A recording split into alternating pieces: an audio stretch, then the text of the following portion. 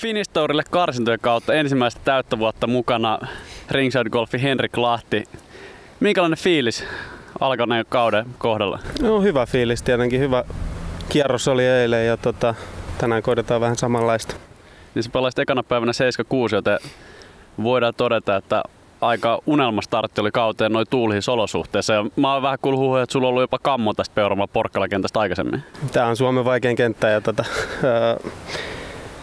ihan positiivisin mielin taas toiseen kierrokseen, mutta tosiaan nyt on tuuli paljon enemmän kuin esimerkiksi eilen. Eilen pääsi aika tynevä ja aamulla vetää ja saa nähdä miten tuuli vaikuttaa. Toivottavasti pystyy kuitenkin omaa peliä pelaamaan.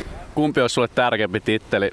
FT-kauden tulokas vai FT-tyylikkäin pukeutuja? Tyylikkään pukeutuja ehdottomasti, että ei noista tulokaspalkinnoista niin väliin, mutta eka täyskausi FT:llä tänä vuonna ja toivottavasti kaikki menee hyvin. No niin, kiitoksia.